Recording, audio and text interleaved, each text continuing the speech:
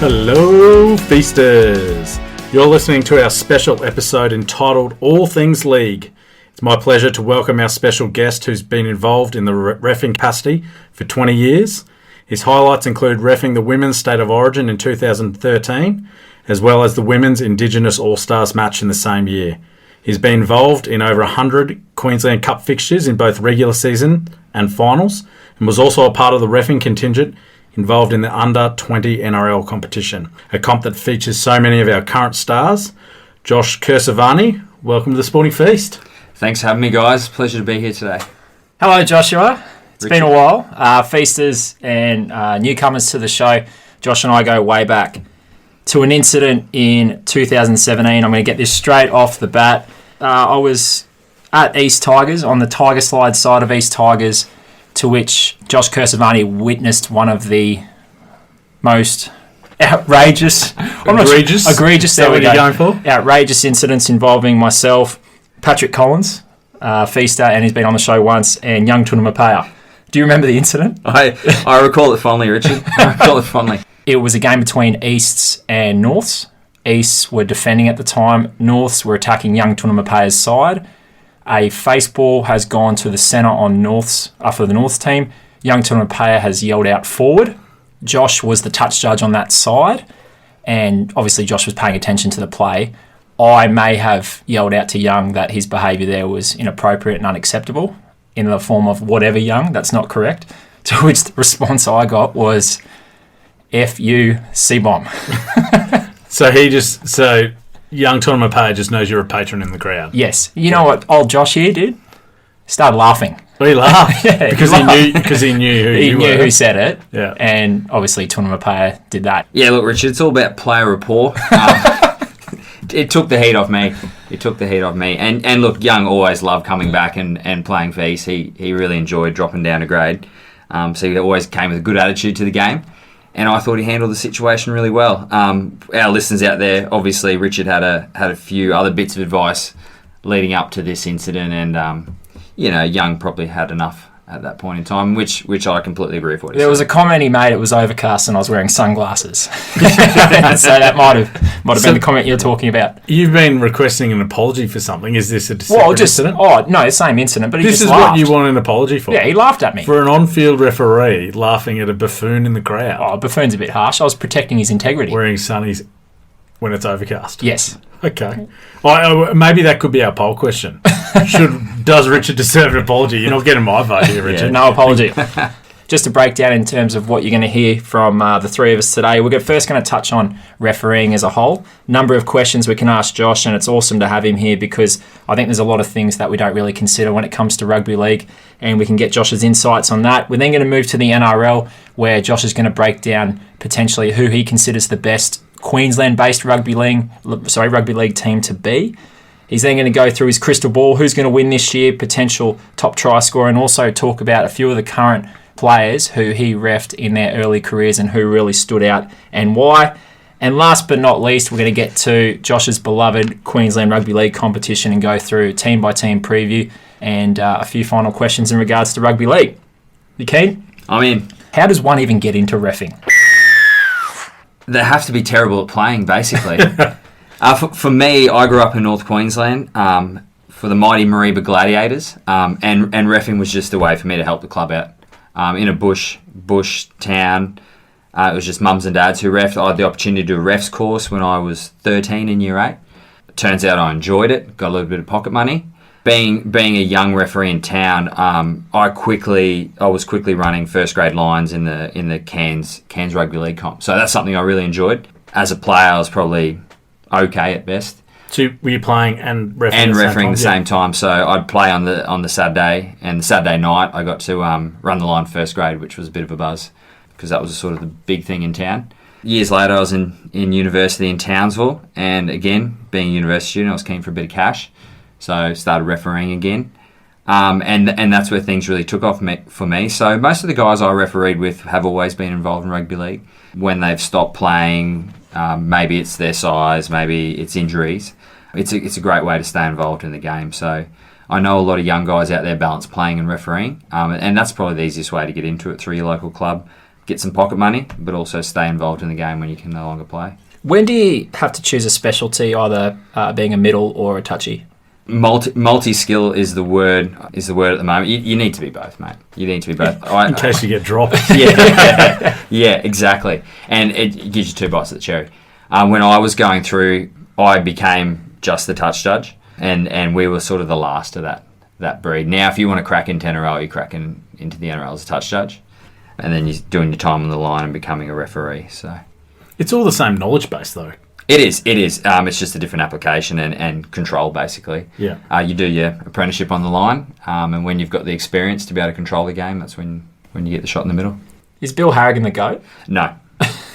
That's a contentious topic. When I was growing up, it was 98 when I was really keen on who's reffing the NRL and whatnot, and Bill was obviously the man. But there was a time where Steve Clark was really people were talking about Steve Clark, and Steve Clark went on this rampage when anyone who said anything he didn't like, they were walking and sitting down for 10 minutes, and I just thought that was fantastic. So I was really, really on Steve Clark. Many years later, when I became involved with the QRL Referees Academy, our boss is Eddie Ward. There's a long time rivalry between Eddie Ward and Bill Harrigan. So Bill Harrigan's a bit of a dirty word at the Queensland Rugby League. Nothing against Bill if he's out there, because I'm probably really scared of him. But Steve Clark was the guy for me, and I was lucky enough later in my career to have a lot to do with Steve Clark. So full circle there. Is the Harrigan angst because he's got a high profile, because he loves a bit of Bill Harrigan, because he became, the argument when ref has a good game, you don't notice him. Yeah. And he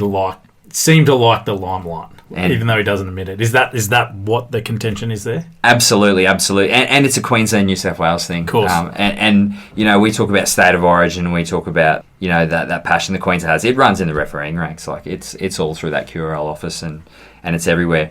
For every grand final Bill Harrigan done, it probably cost one of our boys in Eddie Ward a grand final, in those early days. And Bill went to Super League, and Eddie stayed loyal to the ARL. And there was an interesting moment when the NRL merged in 98, where they started to give referees numbers like they do in most sports. You get your cap number.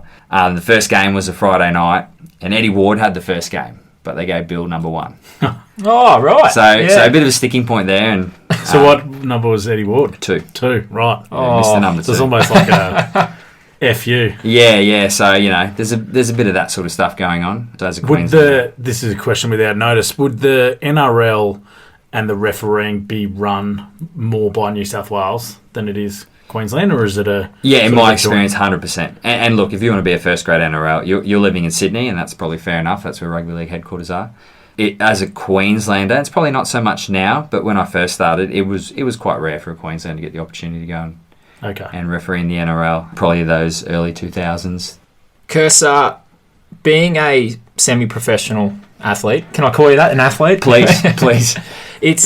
I really struggle to see how people can juggle this, because it's such a challenging task. So talk us through when you're doing Q Cup, give us a week in the life of Josh Kersevani.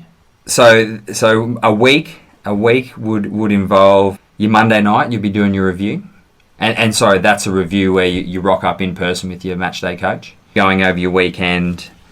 And I guess we're talking about reviews in a bit more detail later. But you do your review on Monday night. Tuesday you're at training. Tuesday's when you traditionally get flogged, so that's a good physical session. Just before training starts, the appointments come out, so there's an hour before training. That's your nervous time of the week. Usually, if you didn't get a phone call by Eddie Ward by 3 p.m, you're safe. So the trick was not to answer your phone until after 3. So we'd go to training. Wednesday was a day off. Thursday we're back at training, more skill specific, more game scenario based stuff. And depending where you're on the weekend, you could be on the road Friday and not back till Sunday. So in the early days, a PNG trip was 3 days. Often I was, in the early days, flying down to Melbourne, involved in the under-20 competition. You might be up in Cairns, Mackay. So while you're away at the game, you got to check into your hotel, get your nutrition, all that on the road, as a player would. You do your game, you have to do your own review before your Monday night review with your coach. So most of your weekend's taken up actually officiating the game, working with your team, and then usually on a Saturday night, often on a Sunday afternoon, going back through your game. And away trips were good. You could do that with the team. Otherwise, you'd have to do that email, phone on a Sunday night. So really between that Friday and Tuesday is your heavy period, and your Wednesday to the Friday again was a bit lighter. And is that whilst doing full-time work? Yeah, so for me, I was teaching. A lot of the boys are full-time. Some of the boys, they've gone all in on reffing and are part-time workers, work 4-day weeks. There's a couple of years there where we're involved in the Queensland Academy of Sport, where if you're a central referee, your Mondays are at the QAS. So that's sort of where I went and became a touch judge, because I certainly couldn't have committed a day out of my week as a teacher. So it's a tough gig. It's a long road if you want to make it. For some guys, it happens all very quickly, and other guys, they could be, I guess, forsaking a traditional career, 10 years hoping for the best. So it is difficult time management wise in that mid area. Obviously, if you receive an NRL contract, that's a full-time contract down in Sydney. Off the top of your head, do you know how many contracts they hand out in the NRL? Top of my head, I can't tell you. There's a lot less with the new rules. So a lot of people dropping from the 2 refs to 1. Yeah. So a lot of people would have lost contracts, and likewise, it would have made it a lot harder to receive one. In terms of reffing interpretations, we are going to talk a little bit about the communication side of things now.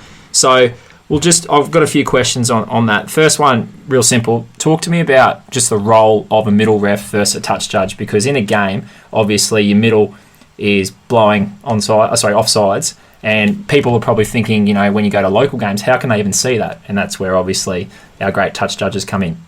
Yeah, so most people be aware at our level, we're like the NRL communication vest, where we're constantly communicating. A lot of it comes down onto your head ref's personality, particularly when I was coming through. Some of your experienced refs would be very, very clear on where you are to chirp in and where you're not to, because they obviously have control. They're the match official in charge, and you're there to assist them. Whereas your younger referees, or I guess the new age referees toward the end there, probably were quite happy for a lot more information, where we would just provide information within our scope of responsibility. And they were able to deal with the information. So in terms of decision making, touch judges, the ball's out, you put your flag up. But in terms of offering advice, there's a lot of areas. The offside is the most obvious one, where the crowd would notice. And so what's an example of what you would say to a ref when there's an offside? It's all contextual, mate. So if someone's a bit lazy getting back, you're letting him know. You're directing the ref to get to the player. Are you calling the centre or 4 for the Sharks is offside? So I'm telling the referee, number 7, mate, he's lazy getting back. He's on your right. Yep. So the referee works out to him 7, or just verbally 7, just to let the players know that we're onto him. If there's a player shooting out of the line, who's quite a bit offside, I'm yelling it out at the player, but obviously we have the communication, so the referee's getting that. So there's a few things where we're able to call for the penalty straight away. Yep. Where a player's significantly offside, and again, that's a grey area, what significant is. If a player's breaking down play who's been offside consistently, whether it's just a foot or lazy getting back. But in first instance is to provide the information, provide the referee an opportunity to deal with it. Because most punters, as we saw a couple of years back, don't want the referee blowing the pee out the whistle. Yeah. So it's gone to a game management style where the touch judge plays a big role in that, in terms of directing the referee positionally on the field to get to where he needs to be able to, I guess, manage the game in such a way he doesn't have to blow unnecessary penalties. Talk me through a potential try. Yep. So let's say it's on your side, bomb goes up, ball gets placed down. What happens next? Do we have the video referee? Great question. All right, we'll go through, because that was going to lead to that later. If you've got the video referee, yes. Yeah. So mate, everything's like a checklist. If there's a kick going up, one touch judge is keep an eye on the kicker. We want to make sure there's no contact or unnecessary dealing with the kicker. We want to make sure that the defensive line is clear if anyone's rushing up, they're offside, etc. And the referee's looking at his scope of responsibility. But from a touch judge, if I'm on the far side where a bomb's going, a big thing in the modern game where you're defending players, taking out players off the ball. Yep, shepherds. Yeah. Yep. And escorts. Sorry, yes. We're all struggling there. Yeah, so the escort. So you're looking for players, to make their decision early and to keep their eyes on the ball. You're watching contact. And the touchline, mate, you're watching when the ball's going down and where the body position is. So you need to have eyes on the ball if it's a corner post decision. The corner post is out of play a bit more in the modern game, in that a player can whack it, as opposed to not so long ago where they could not touch the corner post. Now you just need to see when that ball's going down. And as you see in the NRL, wingers can do some amazing things, and that's happening at under 20s level in Q Cup. So you need to get yourself in a position, preferably a bit of width behind the ball, to be able to judge that. And obviously if the ball's coming out, it's going to come out backwards, and the referee is going to take that front position. So the ref should be in goal looking across. Yeah. So it's a different angle. Yeah. So you've got blokes looking from different angles, and the referee is going to be coming from the infield, so he's more likely to get that position. And referees sit in the in goal now. Often. Yeah. So when it goes up, it's a video game. This could be in Q Cup TV game or in the NRL. Is it gut? Just you go up as what's the rule? You go up as a try and work backwards, or yeah, mate. Yeah, look, because we don't have video for every game, we're making a decision anyway. And with the TV game, it's open mic, so any vocals we're saying, the referee's hearing. So we're not pushed to talk. So we're letting him know what our decision is first. Try. I want you to check it. In a TV game, referees are well aware of slowing down that situation to get all their information in. Close side touch judge gets first crack at that. The other touch judge can follow up with information. If it's a try and you've got no concerns, you don't ask to check it, try. If there's something you want to check, you communicate that the on-field decision is a try. You want to check the onside. You want to check the corner post decision. And look, it's just good practice if it's a close corner post decision to dot your I's and cross your T's. So essentially, when you're saying you're going green lights, this is a try, so they don't have to go upstairs, it's you are certain. There is no possible chance ever, because the amount of times, as you see as we all see in rugby league, where they won't go upstairs and it's an issue, and then people start blowing up a week later because everyone wants to go upstairs for safety reasons, and they don't want to get pretty much in strife by the punters because of that.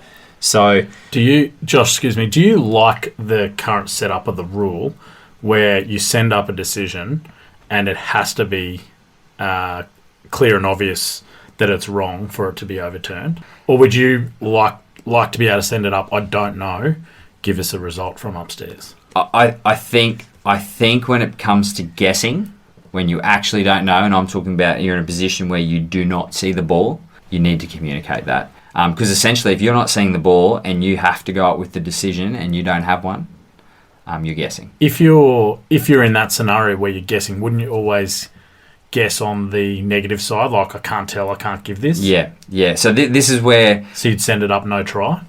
Yeah, but in the past, you got the benefit of the doubt, So the average punter will be like, well, if you can't disprove it's not a try. There's a rule in rugby league, losing sight is no reason not to give a try. Okay. So I guess in the spirit of the way the laws are written, you probably got to go benefit of the doubt. I think sometimes when you make rules, and this is where we get into trouble as rugby league, when we make rules so black and white, we see a lot of punters getting upset that they're sending it upstairs as a try and it needs to have sufficient evidence to overturn it when they're guessing. But on the flip side is if we make the rule a bit greyer, punters are going to be pretty unhappy with that. No. So I think whichever way you go, I think you just need to sell that idea. And I think the media has a big part to play in all that. Huge. And they need to be on board with what you're trying to sell, because the punter's never going to be happy at the end of the day. But we've got to sell, But the media get more out of a controversial decision than they do out of a clear decision. So 100%, they're at loggerheads with what's best for their and involvement. Look, referees hear that message, but, we're always working to the rules in front of us. So, Josh, we were going to bring this up later, but might as well ask you now. You mentioned, in terms of people want rules to be black and white. And there have been, I guess you could say, phrases along the lines of people refer to rugby league as bogan ball. People make comments as to how are the rules so complicated for people so simplistic playing rugby league. So my question in short is, are the rules too complicated? No, Rich. The rules are straightforward. If you get a rugby league rule book out, it's a small book. It's the interpretation. So when I was refereeing, you had the rugby league rule book and you had the book of interpretations, and that book of interpretations from the NRL changed every year. So there's literally an interpretation book. Yeah. So everyone's on the same way, in which you get 5 referees in a room and you look at a black and white rule, you're probably going to have 5 different opinions on it. And this is where the human element comes in. Can you give us an example of what, say, how long you play advantage? Is that what? How long you play advantage would be a good one. Yep. I've often sat around a room with referees, and some referees want a time period, meters gained, all that. But as soon as you put that down, then there's a scenario where there's something a metre off, a centimetre off. Yeah. And so for me, this has all come about because of the technology we have. In the past, I think the referee was always going to cop a hard time, but would move on pretty quick. We don't have a replay. Perfect example is when you slow motion a try. when you see that separation. How many times would that have happened in the past? Never. And also in the past, people would just cop it and move on. They got it wrong. We can't do anything about it. Yeah, now we've got the video replay. We've got the replay at the ground. At Q Cup level now, you've got the replay at the ground. On a big screen? On a big screen. Most grounds have that technology. So bad for fans like Richie out there. Bad for referees with Richie in the crowd. Richie in the crowd, absolutely. I think the rules are fine. Where we get in trouble is because of the scrutiny on the game, we're always refining our interpretation. So the fans aren't getting a consistent run. An example, hey, I go to a game, watch the Bronx, and they are always offside. The ref started blowing the pee out of the whistle a couple of seasons back, and the fans weren't happy. Because too many penalties. Too many penalties is the referee's fault. When I loved it, I was thinking, well, let's get these teams to take a bit of accountability. And that's always going to be the struggle, how much a coach is going to push and how much the referees are going to push back. And that's the delicate balance where I think you find people sort of suggest that the rules too complicated. I think it's that intricate balance between the coaches, that perspective, and how much the referee or the league want to push back on what the coach is trying to do to exploit the rules. Yeah. Just to add to that, is it frustrating when you get told that there is a specific part of a rugby league game that you must pay extra special attention to each week, and it's a different part of the league? So, for example, ruck speed versus just the whole play the ball area versus scrum release versus kickoffs. Yeah, it's very reactionary. Rugby league is very reactionary in that sense. What makes it worse at the Queensland Cup level is the NRL are quite happy to change week to week, but they're full time, mate. They get that message in the office the next day. By the time it comes to us, it's game day, it's day before game, it's second-hand information. So during my time there, and I'd imagine hopefully it'd be a lot better now, that information from the NRL back to the QRL was very fragmented at best. So there's no direct line from the NRL boss to each of the state leagues going, this is what we're doing NRL level from Monday, implement this down in your leagues as well? Not in a timely manner, no. No. Okay. No, like for an example, and a lot of people in our squad were also NRL part-time members, and they would often, before training, be on a live conference where they're getting that information. And unless before training on a Tuesday, Thursday. Yeah, so unless they're willing to share or someone's privy to that information, we just don't get it. And so that would be tough for coaches too then, because I imagine you had that conversation with coaches on the hour before at the coin toss. Yeah, so we don't necessarily have that conversation with the coaches. That's the league do, but it's the time period that's passed between now and then. Coaches will often find out after the fact, and obviously that's a frustrating thing for them. Some coaches aren't full-time in the league. Some are. Yeah, so we're having that conversation with captains, and obviously a referee talking to a player is a difficult conversation at the best of times, particularly when it's before a match and they want some clarity, and particularly when it's the Ipswich Jets who want to know how to exploit the new interpretation of law, which is interesting. Well, I was going to ask you just my last question, and then I know Brendan is very passionate about one thing in regards to refereeing. Look, we spoke about reviews earlier. I've got to ask, and this is a multifaceted question. I always love knowing this. If you made a mistake, do you apologise to the coach at a later time? Because I'm sure those paths will cross. And secondly, now that you're retired, can I say retired? Yeah. Confirmed. What was the day that Josh had a bad day? Josh rarely had a bad day, mate. Referees are never wrong, mate. Referees are never wrong. But look, there's a couple of things. So I'd never apologise to a coach. No way. Even if you made a mistake? I think that's fair. The things the coaches have said to me, I'm not even interested in talking about them. But to be honest, there's never a situation where a referee and a coach can have a reasonable conversation in the access we get to them. I have apologised to a player.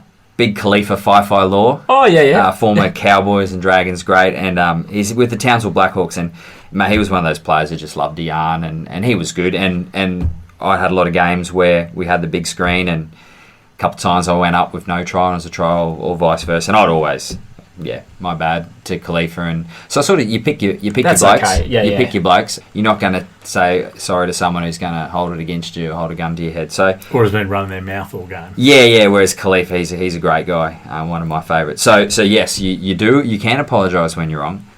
I've been very fortunate. My only time I was dropped in Q Cup was the last round of the year leading into finals. So I just assumed I wasn't required for finals. But it was, you don't know you have a shocker at the time, because I guess at that level you're so convinced you're right during the game. Unless there's a big screen, that can prove you wrong. In general play, you're often convinced you're right. It's when you sit down and do your review, you know you're in a bit of trouble. Some guys are really good at avoiding discussing elements of review or that sort of thing. But mate, in a review, look, you want to know why you're wrong, like anything. If you're in a bad position, it's a bad position. The worst is when you're in a great position and you've got time and you still get it wrong. Just eyes deceiving you. Eyes deceiving. But there's other times where I've completely not known what's happened and got it right. I'm talking deflections and, deflection, who's onside, who's offside, and you roll the dice and you get it right. But, that's a human element in sport. You do get it wrong. You are held accountable, despite what many coaches and players think. Blokes often said a week out. But, yeah, look, the review process is nervous because most times you think you're right, or else you're probably not really ready for that level where you can make a decision on the spot. Well, speaking of being right, that's a good segue. I want to talk to you about referees, discipline, back chat from players, how you handle aggressive players, and general relationship between referees and players. I grew up playing rugby union, and it was instilled in us, as it should be most junior players of any sport. The referee's A, decision is final, and B, they're always right. So if you go into a game with that premise, then there should never be back chat. There should never be any sort of confrontation with the ref. And time again, I see it in rugby league, it's really bad. Soccer, it's even worse. I think union do a pretty good job of managing it. And AFL, if we take those 4 codes, do a really good job of managing it. Just talk us through how you think referees should handle it, because I can't stand when players get into an argument with a referee and everything should go through the captain, in my opinion. And I think if they came down heavily on back chat or getting in the referee's face, you'd eradicate it out of the game straight away. The same way they did with punching was going to be an automatic yellow card or 10 in the bin, and it stopped it. So tell us, especially from your point of view, I'm sure you've had run-ins with players, if you think there needs to be a more stern approach or how best they can diffuse these situations and stop players confronting referees. Yeah, absolutely. Look, it's a big part of league culture, ref bashing. Yeah. And at the level I've been involved in, to be honest, it hasn't all been that bad. But what you see on TV is hurting the 15-year-old reffing an under 6 game. It's hurting the 40-year-old bloke doing a Div 2 Brisbane game. So for me, absolutely couldn't agree more. I think it's up to the leagues to enforce it. Refs, and we do go through stages where we talk about we're going to draw a line in the sand now, and we start penalising teams, we start sitting blokes down. But without the league supporting you, it's often short-lived. Yeah. And you'll see it in the NRL, they might go on a back chat little spree for 2 weeks. The league might decide that's the thing to do, and that'll be the end of it. What I did like is toward the end of last season with Adam Fanua-Blake, they sort of made an example out of that. I mean, most blokes would probably say what he said wasn't that big of a deal, but the NRL sort of made a point. I guess it's important to continue on from here because it's part of league culture. I just don't think it's a good look because most of the problems in refereeing and holding on to referees and bringing referees through happens at park footy on the weekend. All of my worst experiences have been in park footy. So at the highest level, players are heated and referees understand the difference between a player who's frustrated and upset and a player who's dead set having a crack at you. But for me, how do you solve it? I think it has to come from the league. Referees aren't willing to draw a line in the sand individually because they're worried that the league doesn't support them and how that makes them look at the other side. And they get dropped. If there's enough backlash, they'll get dropped because the league will curtail to the sponsors or the fans or whatever. Yep. I agree with you. One more follow-up to that is around Cameron Smith. Yep. So everyone talks about Cameron Smith is, the referee. He manages the referee. I personally don't see it that way. I see it as, A, yes, he's smarter, but B, he approaches them in a manner that isn't confrontational and brings sort of relevant points rather than just abusing the ref, going, you got that wrong, what are you doing? Carrying on like that. And that has to have an effect on your next decisions. If there's a 50-50 call, Cameron Smith's been nice to you, Paul Gallen's been abusing you, it's going to go Smith's way, right? Look, I think what he does is great. Even as a referee, I think, like you said, he's found a way that he can get things in his favour where possible, and that's the Melbourne Storm, isn't it? Yeah. They're always finding that way to put things in their favours, and good luck to him. He's right. He's not in their face. He's not abusing them, and that's completely out of line. I think most refs in my experience in the NRL have thought it's a good challenge. Yeah. Because they know he's coming. They know that he's trying to get in their head, and that's the appeal of refereeing, mate. You know, when you're under the pump, can you still make a good decision? And that's why I like the challenge rule in rugby league, because you can just turn to the captain and say, well, if I'm wrong, challenge it. Yeah, and more often than not, they don't. Yeah, and when they do, they're wrong. Yeah, exactly. So you're right. That's fantastic. Jennings around Manu. Jennings beats another. Jennings pick up Simo. Simo trampled. Tedesco. Marcus Simo. Call an ambulance. Maybe call a priest. NRL time now. Yep. Let's get straight down to it. You've seen some fantastic footballers who now play in the NRL. Who stands out to you? Gee, we've seen Cody Walker. He was in his own sort of level when he played. I was probably sort of just coming through then when Cody Walker was playing for East. In more contemporary, for our viewers out there, Jerome Hughes. Jerome Hughes was better than Queensland Cup. Scott Drinkwater was better than Queensland Cup. Let me take a deep breath for the next one. Harry Grant. So I've got. I had him playing Origin from Q Cup last year. Look at the glisten in his eye. He is that, and it is an absolute pleasure to be in the same field as Harry Grant. He was fantastic. So you got blokes like that, and then there was sort of, I guess, another tier of blokes. Ray Thompson, to me, former Cowboys halfback. You know, he was a solid NRL player. He was good, but gee, at Q Cup level, he was something else. Same with Chris Shepherd, and I think it might be a Cowboys halfback thing. There were blokes who were just above Q Cup level that probably didn't kick on in the NRL.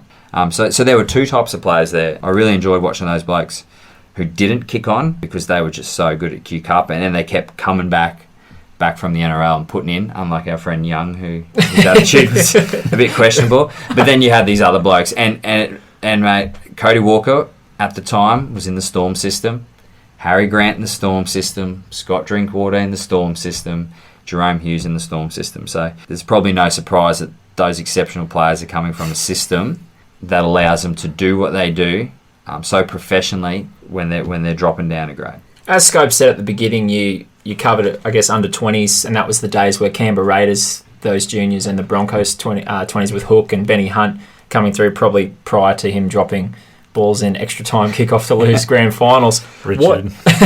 Easy Tiger. What made these guys stand out? Time. They just seem to have so much time. Under 20s was a bit of a different cup of tea. Under 20s was just an attack fest. If you were quick and you were strong and you dug in, you were exceptional.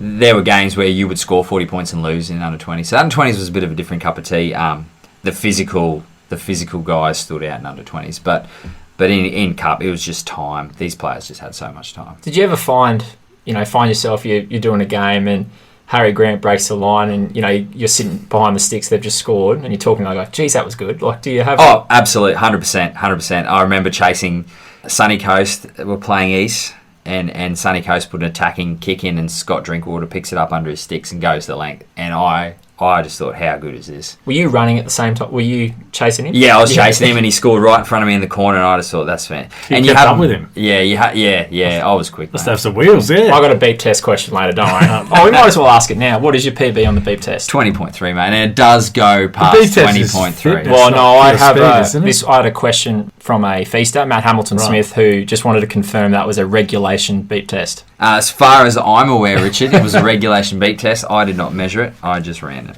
Sounds legitimate. Play on. All right, I'm just going to ask bullet point, straight to it. Top 4 for you is? Top 4, I believe Melbourne is going to be there. Canberra are going to be there. They're only going to get better. Roosters are going to be there.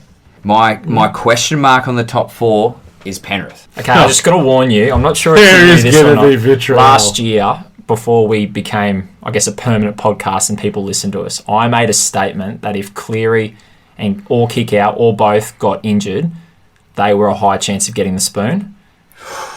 That was last year, so I'm just pointing. So that went well. And that narrative got to turn to Richard tipped him for the spoon. Yes. So I'm just warning you. Okay. Look, I can't see Penrith being as good as they were last year because people know how to go after them now. Okay. Melbourne showed that in the grand final. I think Penrith's still going to be a very good side. I just can't see them being any better.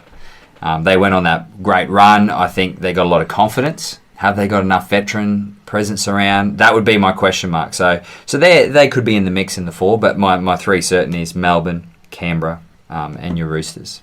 Who's your big bust for 2021? Big bust. The Tigers are already a bust.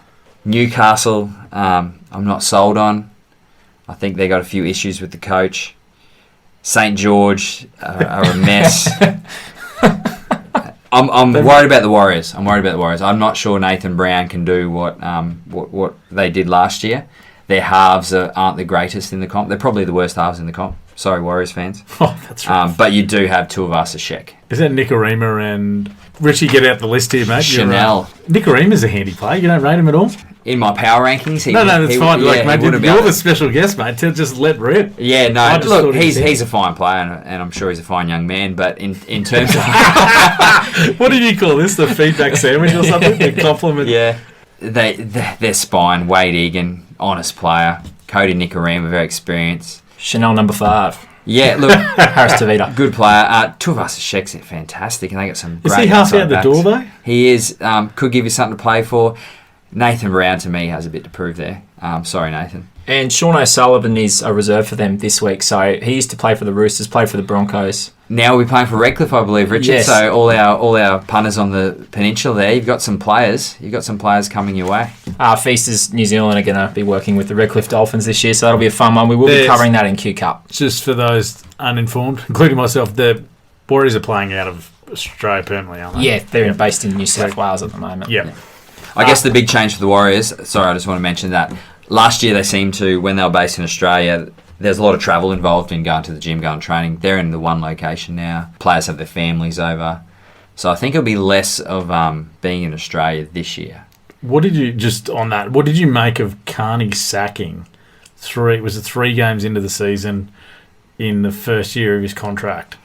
Yeah. What do you make of that? I mean, I rate Todd Payton, but... Yeah, I rate Todd Payton. That's the best thing to come out of it. But, gee, that was in bad taste, given the circumstances. Yeah. And given the players. Wherever Steve Carney goes, the players love him. Yeah. And he seems to be the unlucky... Well, he doesn't get the results, I guess. But, he didn't last long at Parramatta. He did some great stuff, assistant as a Bronco. He was a Melbourne Storm assistant. Yeah. And now he's out of work. Top try scorer this year? Anyone you love wingers? Yeah, and I think Alex Johnson go back to back. He was super. He was super. Smokey, Val Holmes. Is that with your Cowboys jersey on there? You're paying a winger that much, you want to score some tries.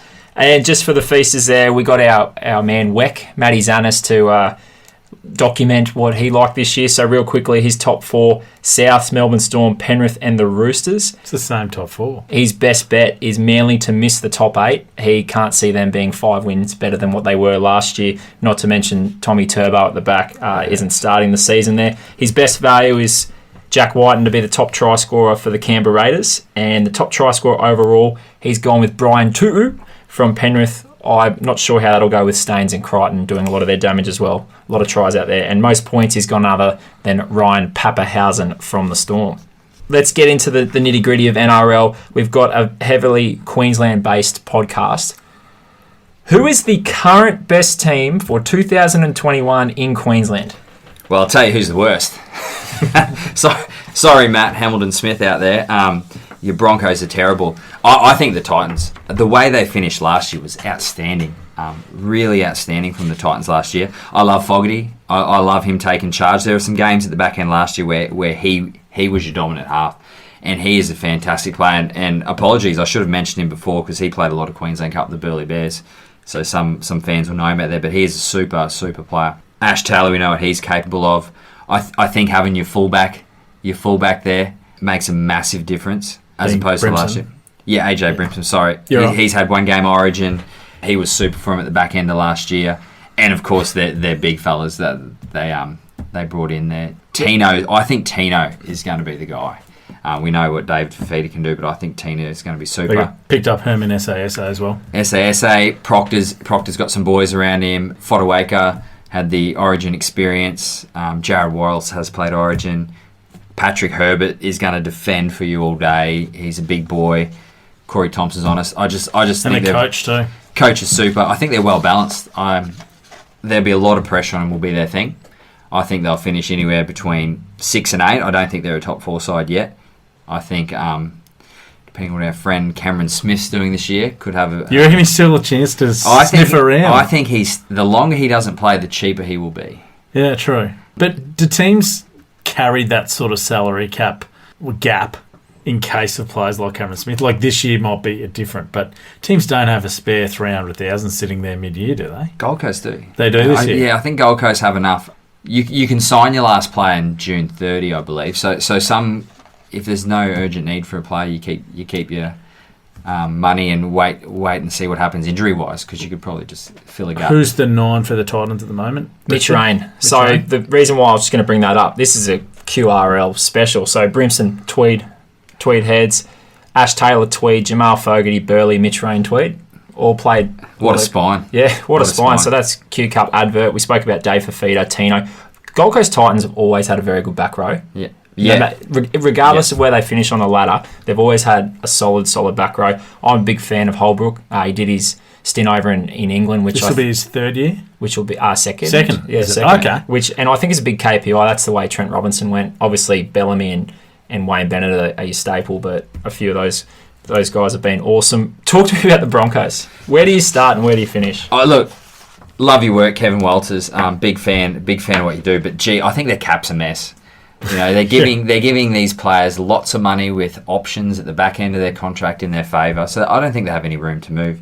Experience is a big thing. You know, the players they lose weren't great players at the end of the career, but gee, they lost some experience there.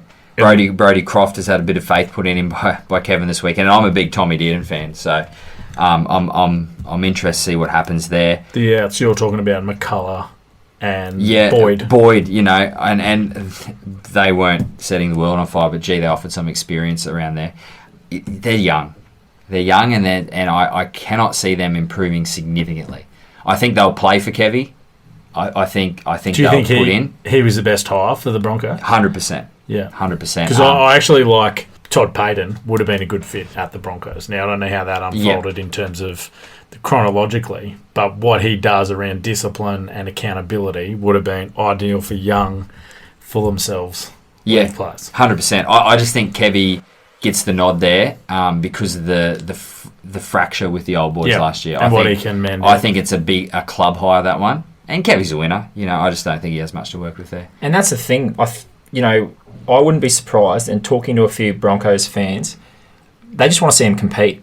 Yeah. They're not worried about wins and losses at the moment. They just don't want to lock up. They know they're not in the premiership window, so. It's going to be one of the best crowds, and always is, irrespective of how they're going. They just want to know when they turn up, these guys are going to roll up their sleeves and have a dig and not get 40 put on them. So they play Parramatta this week. Just talking about spines, we love, obviously, the significance they play. Asako's listed at the 1, Milford at the 6, Brodie Croft at the 7, and Jake Turpin, ex-Redcliffe Dolphin. Ex-Redcliffe, great, yeah. At the 9 there. And obviously Lodge, Glenn, Ricky Carrigan, and Tavita Pangai Jr. Josh, can I ask you about Milford? Yes. Especially at 6, because he was a standout 1 at Canberra before he came to the Broncos. And I think he's been unfairly treated because he didn't grow up as a 6 as far as I'm aware. And he's suffering from the Darren Lockyer syndrome, where Lockyer is virtually the only player in the history of the game to be a gun at 1 and then a gun at 6. And they're trying to do it with Milford. And the breakout season he had at 6 was on the back of with Ben Hunt, playing really well at 7. So yeah, look, I think 100% Milford, if you're playing him at 6, you need a dominant 7. Yeah. I think playing Milford at 6 means he carries more weight than... Milford as a fullback was a lot leaner and was a lot more damaging as a runner. I think the necessities of playing 5'8" in the modern game require him to carry a bit more weight, and I think that limits his ability to do what he does. Okay. And the Broncos, Milford's your senior half now, and that I don't think that works in his favour. I think a lot of the criticism is probably unfair in terms of the situation he's in. But now he's the senior player, and this could be the end of him if he has one dud year here. Everyone talks fairly glowingly about him and his leadership and what he brings around the club. It's just not translating on the field at 6. Yeah, he just doesn't fit as 6 in that team, I think. Yeah, okay. Dominant half, he's a great 6. Yeah, I agree. Yeah. I do agree with you with Dearden. I got to see him live playing for Wynnum. Left footer as well. I'm a big fan of righty. Plays on the right. Lefty plays on the left. Really good kicking game. So I'm hoping he gets his chance. Are they the spoon favourites, Bronx, in your eyes? No, St. George Illawarra. Weckle lover. Yeah, Matty Zanis, condolences to you. Their apologies. basket case. They are an absolute basket case. They've got Griffin on board this year, though. Hook. Should help, yeah. Hook, Matt Elliott, they're all out of retirement. Speaking of retirement, so I'm half a chance at St. George Illawarra. And just on the Dragons note, obviously Zach Lomax will be doing a lot of heavy lifting for them, not to mention Dufty. They've got Clune and Hunt in the in the spine there. Good luck to the Dragons. Now onto your beloved Cows. Drinkwater at the 1, Morgan at the 6, Clifford at the 7. Or this 9, like Granville, he's a better, by the sounds of it, he's better getting that 20 to 60 coming on with tired legs. It just never worked out with him as a starter. Reece Robson at the 9. How do you see them going this year? I'm better. Look, I have the utmost faith in their coach. Paul Green was great for him, but they never changed the way they play. I took the opportunity to watch them play out at Redcliffe at Dolphin Oval there, and they play completely different football. I think they're better balanced. I like Valentine Holmes on the wing. I don't like the pay packet he's taking on the wing, but I think Drinkwater's an exceptional fullback. You take that defence. His defence was ordinary at times last year. That becomes less of a factor with him at the back. Kyle Felt's proven try scorer. Can Morgan stay fit? Can Morgan stay fit? I still remember how Morgan dragged that team to the grand final. Let's hope Todd Payton can get the best out of him. Let's hope he can stay fit. He says he prefers the 6 on his back. Clifford can do the work at 7. Reece Robson's great. Taumalolo has got a new role this year. They're taking a bit out of the middle, putting him on the edge. It's a better balanced side. I think they're a couple of cattle short of being a real top 4 team. I've got them anywhere from 5 to 10. My question marks. It's got them competing with the Titans, so you said a clear Queensland favourite. Well, for me, the question mark on these guys are their centres and their edge players. Cohen Hess hasn't been the same. Mitchell Dunn's an honest player. Masters, we haven't seen the best of him for years. The Hammer, love the Hammer. Is he a centre? We'll find out. What I'd like to see, Tom Dearden, come up to North Queensland, mate. I know you got some family up there. I know they'd love to see you play week in, week out. Cowboys love you. Guess we're going to have to tag Tom Dearden in this.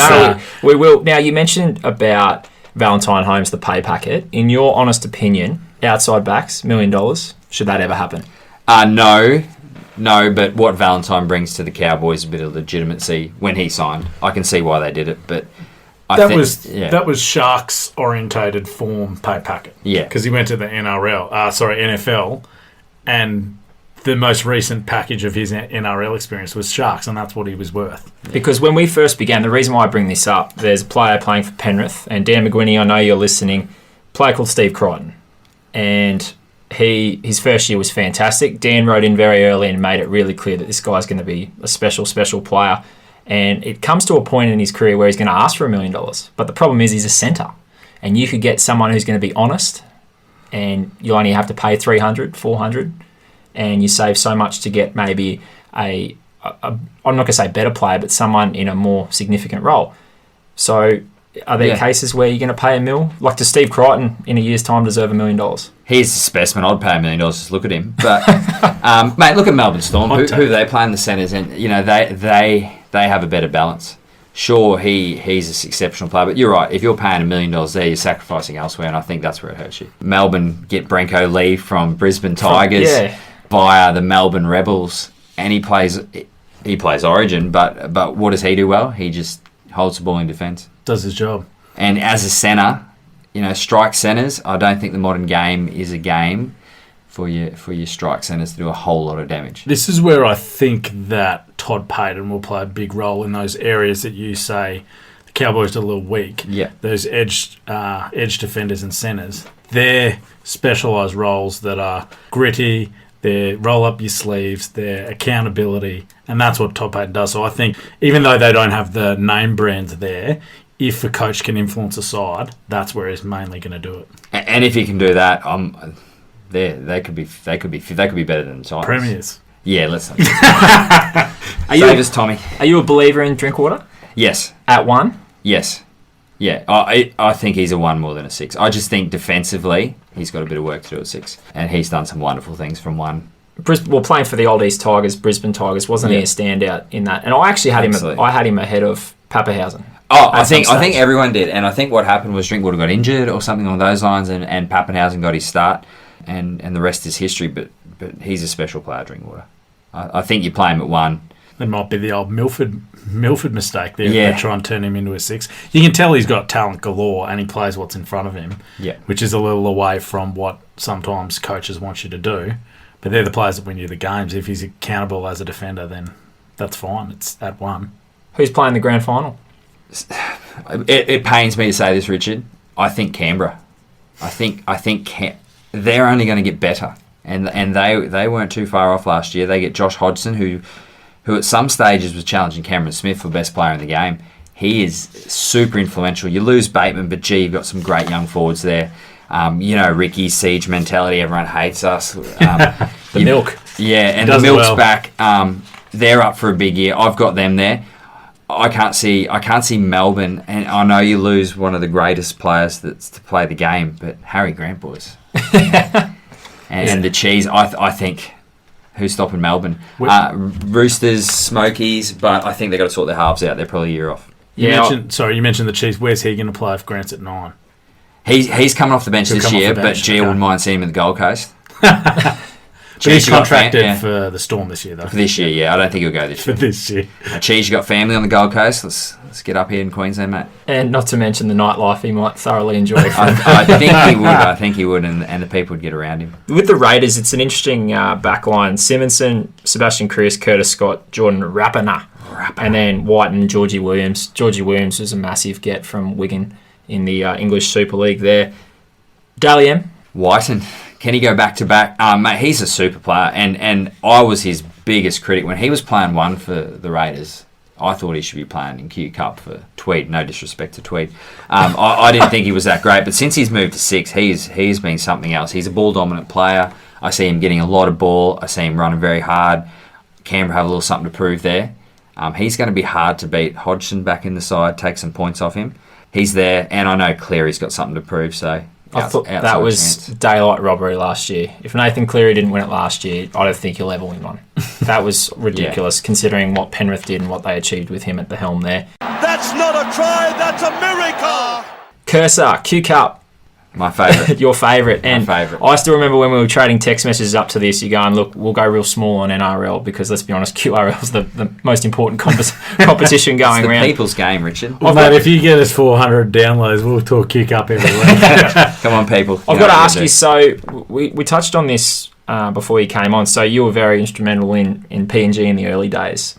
Not many people probably understand the significance of what PNG have done. Even just this year, they're going to be based in Australia. But what was it like? You mentioned before you'd leave on Friday, you'd have to go out to PNG. Look, have we got a whole podcast to talk about this? So PNG, they've been in the competition before, the old Port Moresby Vipers, and that didn't end well. And I guess for our folks out there know that there's a lot of things happening in PNG politically that make it very difficult to have any sort of professional organisation.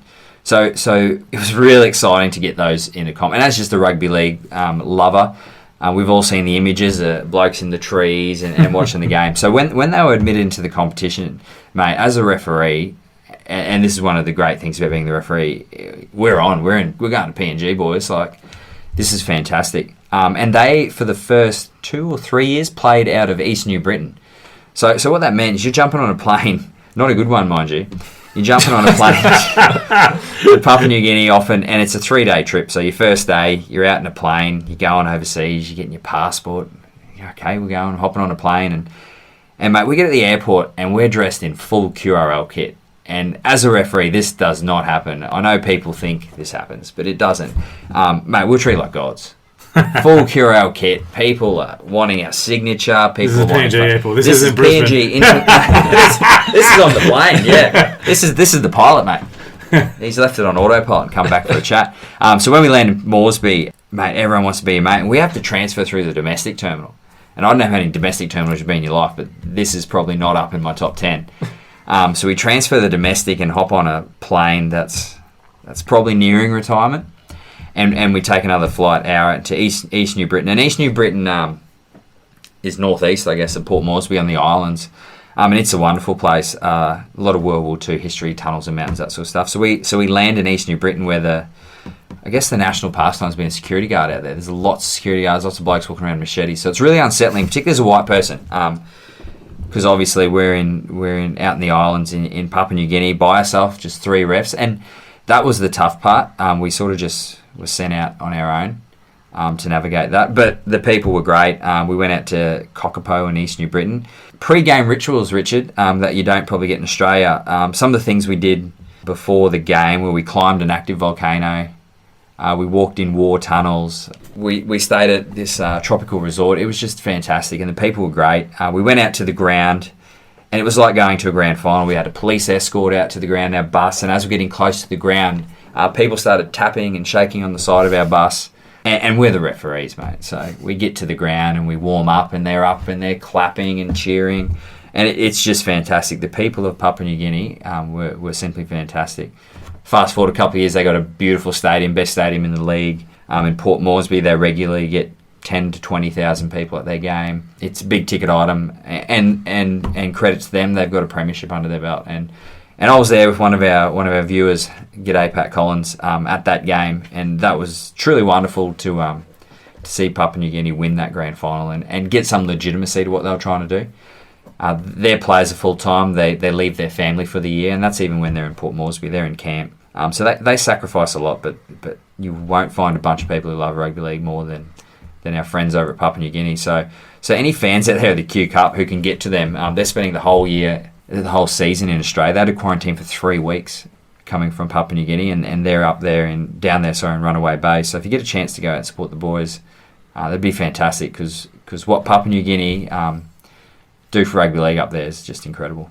And you mentioned them playing double headers this year. Yeah, so word on the street is they'll be playing out of Runaway Bay, but there's talk of a couple of double headers out at Pizzey Park, and Pizzey Park will be in my top three Queensland Cup grounds. It's a fantastic place out there, so you can go out and watch the defending premiers, the Burleigh Bears, and catch a PNG Hunters game. So well worth the effort. New coach this year, so we'll see what they got. I remember those early days, the injections, you would have to get jabbed up. Yeah. And the challenging part for teams who are about to go over is if there was injuries, they could only take 16 on times. So there's a few stories about this, Richard. Yeah. Central Queensland Capras borrowed 2 one year. From PNG. Yep. and here's an interest that the punters won't know, and it's happened, so I'm able to talk about it. The referees rocked up to the airport, Richard, with his passport. Except you need your passport to be current for a period of time before jumping on a plane to go overseas.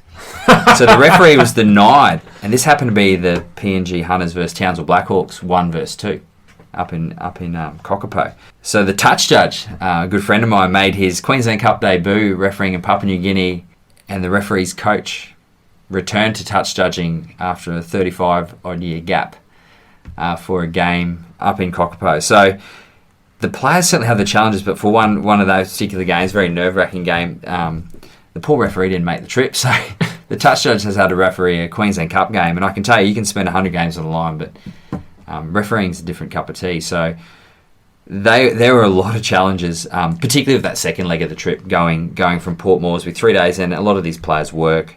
A lot of these players weren't able to travel overseas due to different reasons.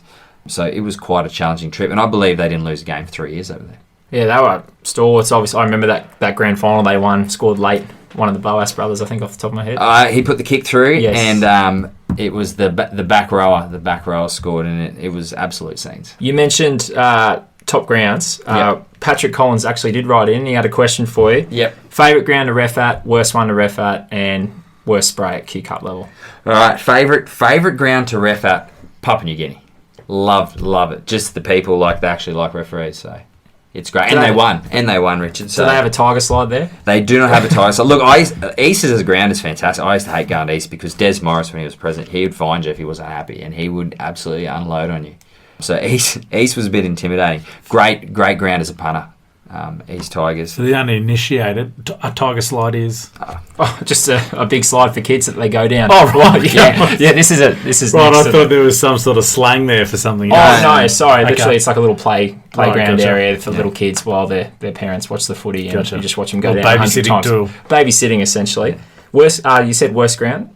South. Yeah. Just the dressing room would always flood.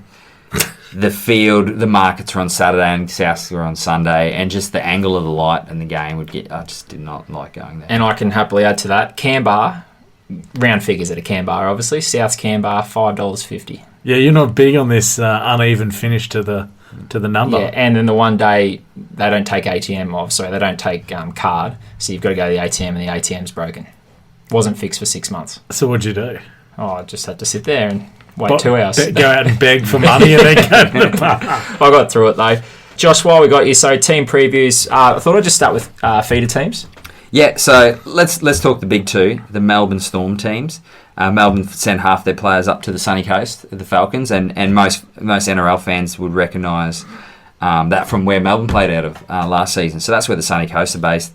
Mate, they were absolute trash. In the early days, they had a period of time where they were the Manly feeder team. They won a premiership with Daly Cherry Evans, big Tony Williams. They won a Q Cup premiership early days. Manly went away from them. They really struggled. Melbourne have come in and they've done some beautiful stuff up at the stadium. They've got a centre for excellence. They've made a grand final. They're there or thereabouts. They've got a lot of quality up there. And a lot of the Melbourne players would feed back. Jerome Hughes spent time there. Harry Grant. Harry Grant spent some time there. Drinkwater before he transitioned to Brisbane. So look, I think they'll be strong. Jared Mullen's their big signing. I was about to say Jared Mullen, huge. Jared Mullen. Kurt Baptiste for the Raiders fans out there. So, they've got some quality in around the Melbourne ins and outs. So they're always going to be strong. Their other half is also very, very strong. Todd Murphy. Spent plenty of time with the Broncos and North. So they've got a pretty settled 6 and 7 and 9. Melbourne aren't going to take those blokes anytime. So for me, in Queensland Cup, if you want to be successful, you've got to have a spine that stays and some quality back rows. And, they'll see a bit of Chris Lewis. I see his name with the Melbourne there, but they'll see plenty of talent. So I have them top 4. And then Brisbane Tigers? I think it's the year of the Tiger, mate. Tigers are traditionally strong but often struggle when it gets to the finals. What the Tigers have this year where they haven't in the past, they've got a spine that I don't think will move. You've got Michael Purcell coming in from Ipswich. He's the kangaroo catcher. He'll score you 40 tries in a season. He is phenomenal. Spent the off-season with Melbourne, looking really good. Your halves, Darren Nichols, former St George Illawarra player, spent plenty of time Queensland Cup, very successful, so he's an experienced half. You got Aaron Booth at the 9, played a little bit for Melbourne Storm. And their big signings, Mitchell Fry. Played for South most recently, former Wynnum great. Just a strong edge back row. And they're going to be there all year. They've got some honest forwards. They're in the Melbourne system, so they're always going to get quality in the outside backs.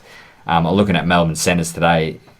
I think East are going to have some quality centres. And Beale, obviously, at fullback. And Gerard Beale. I think he'll play in the centres, Richard, with Michael Purcell there. But they'll have a lot of talent, East. So I've got them. They're the ones to beat for me. Ooh, interesting. Redcliffe. So who do Redcliffe? We touched on this before. This is big. Yeah, Redcliffe have lined themselves the Warriors. I know Redcliffe looking for their own bid, but this year they've gone away from the Broncos, which they've spent many years in a successful relationship with. Now they're the Warriors, so we're going to get some big ins. We saw in the trials we had Bunty Afoa, David Fusatua playing for Redcliffe in the trials, so that'll excite the fans on the peninsula. They've got some big exciting players. They've got Paul Turner, who's touted as the next big thing when Tuivasa Sheck leaves. So they're all playing out at the peninsula. Cam Cullen, their captain out there, is a fantastic cup player. Played a little bit of first grade for the Titans for Manly. Redcliffe are always going to be a strong team. They're always going to be hard to beat. They've got a beautiful stadium and they're looking to get in the NRL. So on that note, are they favourite to get the NRL second gig? Given they've got a stadium, I would put them up there. But what I'm hearing is the Western Corridor, the Ipswich, just because of the population, the demographics, and how they can do it out there. So for me, their team to beat. That bid combined with the Bombers. Yeah, correct. yeah. But they want them playing out of Suncorp. The Which TV is rights tricky. want 2 games at Suncorp because it's such a good TV spectacle. Yeah, and then that way they can satisfy the TV rights and obviously get that Western Corridor fan base. I think that's what they're targeting. Wouldn't be surprised if W. Bennett comes back for that. Wouldn't that be great? If they go to Ipswich. Yeah, so I'm looking forward to what's going to happen there. What about Alfie? There's always a chance. South's, that's a... South's team, although I don't like their ground, they're a team close to my heart, South, and I'm looking forward to getting out there round 1. Mate, they are quality. We obviously know about Carmichael Hunt playing for South and that story, him returning to his junior club, and from all reports, he's been fantastic at training, South have a great junior base. Their Cyril Connell, Melbourne Inga teams have been really successful in the past couple of years, so they've got a lot of young fellas pushing through. Kevin Locke, former New Zealand Warriors out there at South. Tommy Dearden looks like he'll be starting the season at South. Corey Pakes. So some of the Broncos there on the extended bench are South affiliated. Corey Oates played for South in the trials, so he's available again. For me, they'll be big improvers. My question marks are over their forwards. I don't know a lot about them. If their forwards can aim up, I think they're in the mix.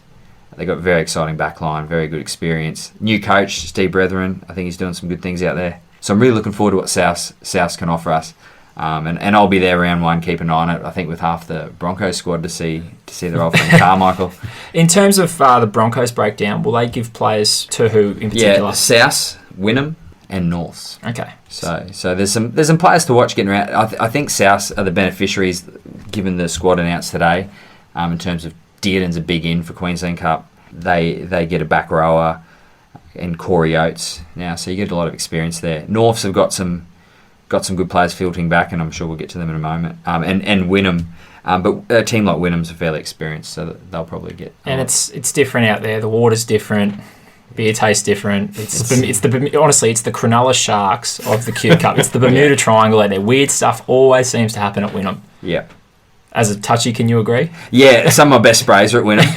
I was talking about that today. I was saying there's a bloke at Wynnum, and I don't know who he is. I've never made eyes with him, but I can tell you exactly where he sits because the noise comes from the same time, and he knows exactly who I am and exactly what I did last time I was there. And he's calling you by name? Yep. Calling me by first name and surname, and he'd make reference to some of the stuff that's happened out there in the past. So, a well-educated punter, Wynnum, as they usually are, and probably the best can bar in the league, to be honest. Devils? Yeah, Devils good. They claim to have the best can bar in It's too far away. You're talking about this a lot, so just give us, before we get on the Devils, give us the parameters for the best can bar. Obviously, price comes into it somewhere. Yeah. I'm coming in proximity. I like you got to have punters who are willing to give you a bit of cheek, but not be too aggressive that you're off them. So that's where Wynnum come in. Richard's all about even pricing. Huge. Seems that way. Absolutely. Yeah. Yeah. What about a tip for the bar? No. No tipping? No. Right, okay. I rocked up. That's the tip. So proximity and even pricing is what you're looking for, Richard. Yeah. And you're looking for proximity, Josh, and... Atmosphere. Yeah. Just out of full-arm can-throwing reach? yeah. Mate, at Wynnum, I was afraid to put the flag up. The ball went between the sticks. It was the opposition. Some of those. The Wynnum can bars, no social distancing there. It is packed. It is packed. Fair enough. Back on the Norths. Yeah, Norths look really exciting, Norths. They've got a great coach, Rowan Smith, spent plenty of time in the Super League. They've got a solid lineup. Denny Levi's their big signing. Yeah, huge. From Manly. And Manly were willing to let him go without having a hooker. And I think watch this space. Bronx have one hooker on the books. That's an out number 9. So I think Denny Levi can play his way into a rotation there. Reece Walsh, the young fullback for the Broncos, did a bit in the trials. He's with Norths. Jack Ahern, former Canberra great. Really experienced side, willing to have a dig for the coach. And Norths, the people of Norths love their footy out that way. Norths obviously famous for their time as a Melbourne Storm feeder club. Greg Inglis, Cameron Smith, Cooper Cronk, Israel Folau all played a bit for Norths, Billy Slater. But now they're a Broncos affiliated club, and I think they're going to be just hard to beat every week. I think they're going to be really good, particularly at home. I think you have to score some points to beat them. Yeah, it's some huge names have obviously gone through Norths. Speaking of huge names, the Switch. The Jets. So the Jets, they're hard to put your finger on, mate. They were popularised when the Walker boys were there, and they played their contact football, where you don't know what they're doing, mate. They're looking to run sideways, to backwards, to forwards, to really offsettle you. They haven't had any really big signings out at the Jets. They tend to keep it quite internal, bringing through the Ipswich comp. The Walker boys are no longer there. Their trial form wasn't great. But they got an alliance with Newcastle now.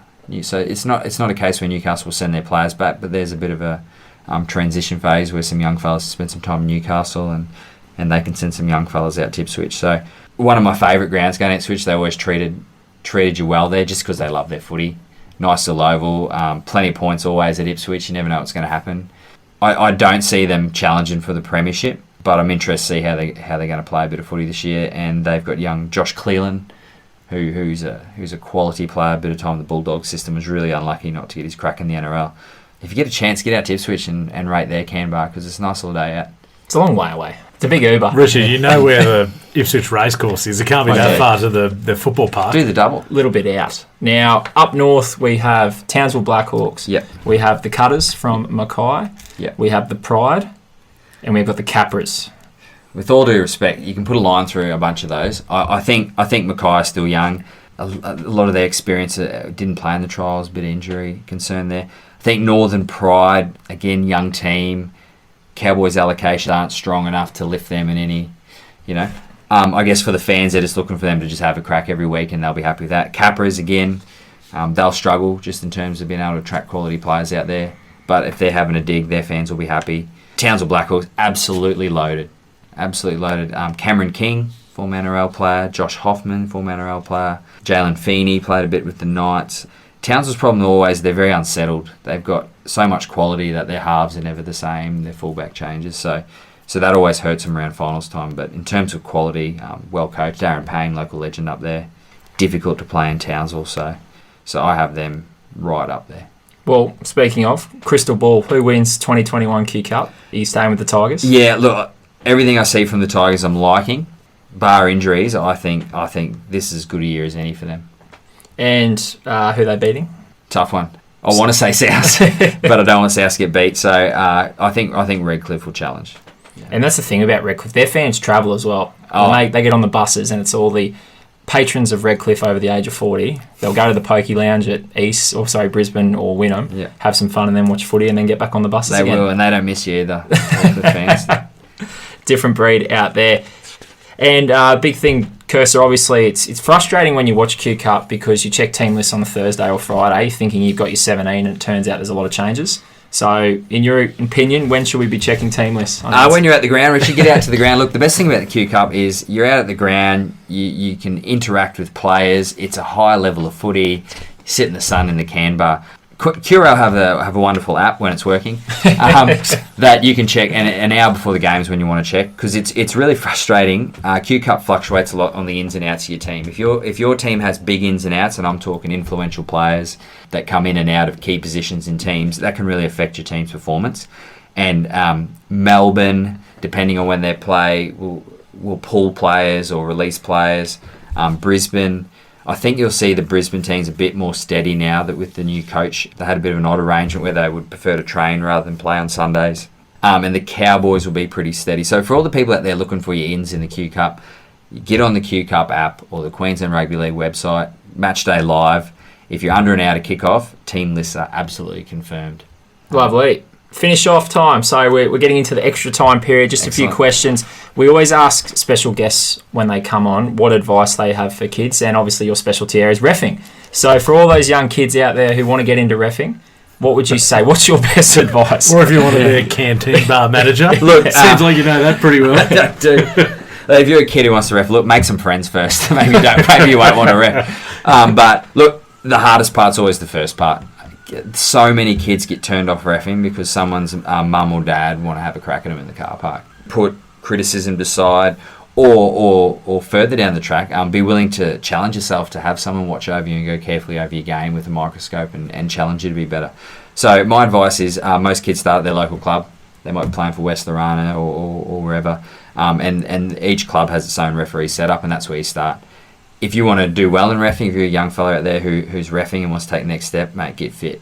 The best thing you can do as a referee is be fit, because your mind is calm when you're making decisions. You get yourself into the best possible spot to make decisions. And climbing the referee ranks is all about someone watching you. And if you're running around there pretty fit, they're going to notice you.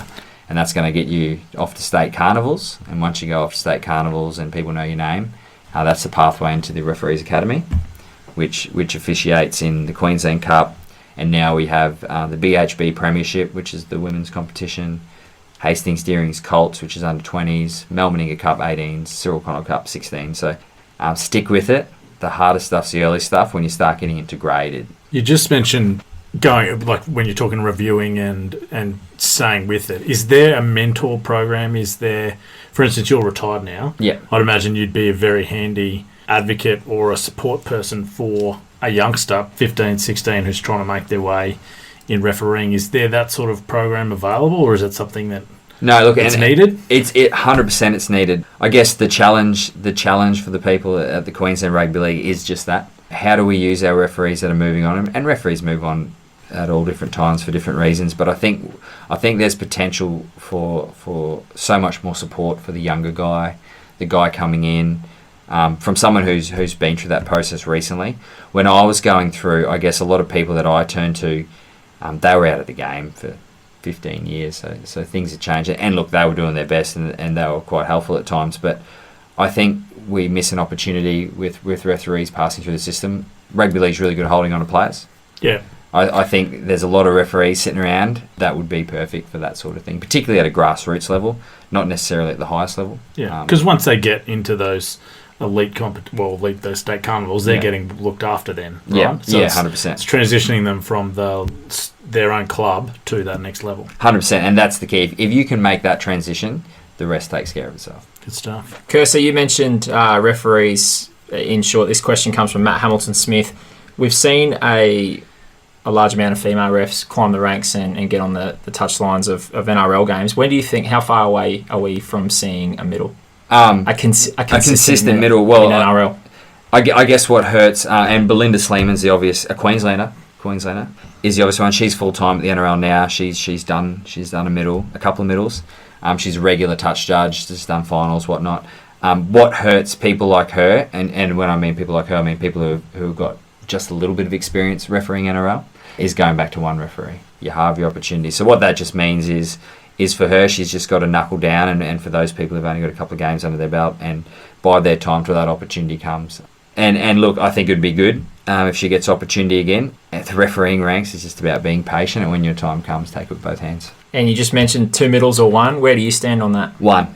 Old school system? Yeah, mate. I think 2, great having eyes over the ruck and whatnot, but put 2 humans in a room and try to get them to agree on something. I couldn't have said it any better. No, I'm with you, yep. And before we get to some final questions, let's talk sledging. What's the best sledge? What's your best line? What's your best story? Have you got something that stands out? There's a lot of good ones. Apart from young Tonomapia and Richard's little interaction, that was quite good. I've always when someone's taken the time to know who I am and get stuck into me about something else. So anyone at Wynnum who's ever sledged me is probably up there in the top 15 because they're real personal. You know, rugby league's a simple game, and I usually get the F off. You know, I'm going to kill you. I'm going to chase you down. Oh, the lovely heavy stuff, yeah. All right, Cursor, just to finish off, we know it's not just about rugby league, and that's why we love getting people on who love multiple sports and multiple things. So real quickly, tomato or barbecue sauce? Tomato, mate. Every day of the week? Every day, all day. LeBron or MJ? The king. Every day, all day. Yes. Michael Jordan, is that? Okay, sorry. Put some respect on his name, Richard. This is great. He's our first LeBron. Over the age of 30 who's gone that way. Yeah, well, besides me. I like this guest. 4-0 as a GM in All-Stars. And taking out your bias of being an up north, born and bred man, Lockyer or Thurston? Thurston every day of the week. Thurston was a cow. He was a bulldog before he became a cow. He was a bulldog. One of the great Bulldogs share houses of all time. But you don't care about, you're still with Thurston? The effect he's had on the game up in North Queensland's They love him. They love him. He's God. Yep. Yeah. Recently named assistant coach of the State of Origin team. That's a good one. He'd love the between game. O-week? Yeah, O-week if you want to call it. Origin O-week? Celebratory beverages after wins and things like that. He's the new Alfie. Well, Josh, thank you very much for that. It's been super informative. I've learnt plenty of things about Q Cup especially and the can bar and what referees go through. I think it's interesting insight too. I know you mentioned earlier about the communication. I think that's something that the Feasters and Rugby League listeners wouldn't be aware of from a referee's perspective. How many things you've got to keep an eye on the ruck. Touch judge, you've got touch judge in your rear, you've got fans heckling you, you've got Richard in the crowd, all these types of things. And it's really good insight. We appreciate you taking your time here today. And thank you very much for coming on. Thank you, Curso. It's been awesome. Obviously, yeah, we loved having you on here. I could tell by the look in your eye you love reffing and you love rugby league. You just wanted to help us out. So we really appreciate you giving us your time. Feasters, hope you enjoyed that episode. Please like us on Facebook, The Sporting Feast, or on Instagram at The Sporting Feast. We'll be promoting a lot of things throughout the NRL season. And also join the tipping comp if you haven't already. That'll be on our Facebook page, our website, and our Instagram. So AFL and NRL tipping comps. You get to sign us off. How do we finish episodes? Penalty. You can. No, stay hungry, Feasters. Stay hungry.